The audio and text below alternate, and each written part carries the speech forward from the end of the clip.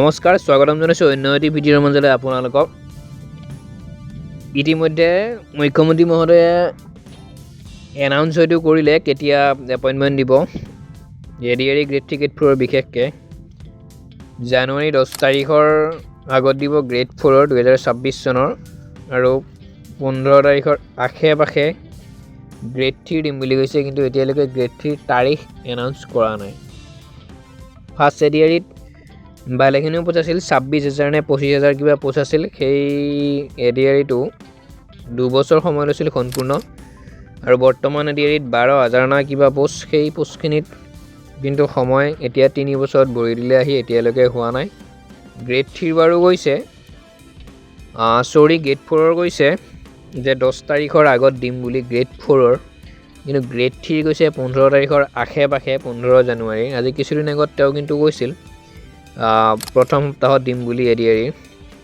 এতিয়া আকৌ গৈছে গ্ৰেড 4 10 তাৰিখৰ আগত আৰু গ্ৰেড 3 15 তাৰিখৰ আশে পাশে বুলি কওঁতে মই ইমান হয়তো চিয়'ৰ নহয় যে কিমান ডেটত দিব। আশে পাশে বুলি কওঁতে 20 তাৰিখো হ'ব পাৰে, হয়তো 25 তাৰিখো হ'ব পাৰে, বা 15 তাৰিখেও হ'ব পাৰে, তাৰ আগতো হ'ব পাৰে, কোনো চিন্তা নাই।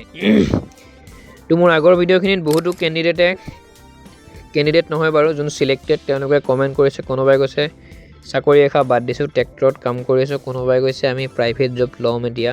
কোনোবাই কৈছে আমাৰ লাষ্ট লগা হৈছে। তো বহুতৰ বহুত কথা। তো মুখ্যমন্ত্ৰী মহোদয়েও কৈছে যে আমি প্ৰাইভেট কোনোবাই কাম কৰে বা কিবা কৰে সেইটো চৰকাৰৰ চাবলগীয়া বিষয় নহয়। চৰকাৰে নিযুক্তি দি গৈ আছে, 1.5 লাখ নে 2 লাখ কিবা হ'ব আৰু কিছুদিন পিছতেই।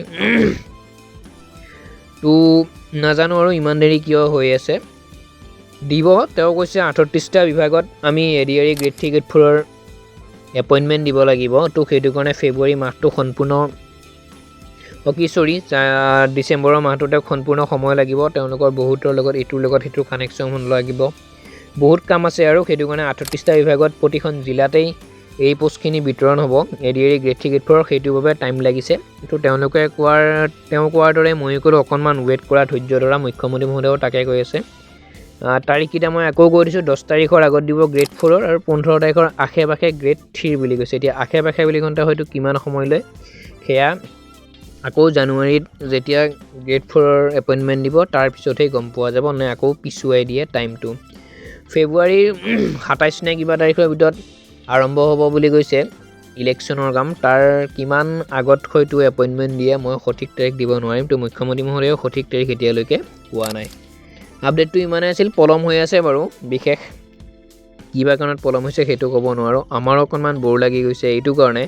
বৰ্তমান মই আগৰ ভিডিঅ'টো কওঁ বা সদায় কওঁ, বৰ্তমান যিমানখিনি প্ৰচেচিঙত আছে এপইণ্টমেণ্ট, সেইখিনি প্ৰচেচিং কমপ্লিট হৈ যোৱাৰ পিছত, অৰ্থাৎ এপইণ্টমেণ্ট ডিষ্ট্ৰিবিউশ্যন হোৱাৰ পিছত নেক্সট আকৌ এডিআৰই নটিফিকেশ্যন প্ৰকাশ পাব, আৰু সেই নটিফিকেশ্যন প্ৰকাশ পালে বাকী যিমানবোৰ কেণ্ডিডেট ৰৈ গ'ল, এইবাৰ কাৰোবাৰ যদি 1 নম্বৰৰ কাৰণে ৰৈ গৈছে, বা যিমানখিনি কেণ্ডিডেটে আকৌ ভাবি আছে যে আমি নতুনকৈ এক্সাম দিম, তেওঁলোকৰ অকণমান হেল্প হয়। তেওঁলোকে সোনকালে এতিয়াৰখিনি এপইণ্টমেণ্ট পালে, কাৰণ বয়সটো কাৰোৰ বাবে ৰৈ নাথাকে, সময় সকলোৰে বাবে ৰৈ নাথাকে, সময় গৈ আছে।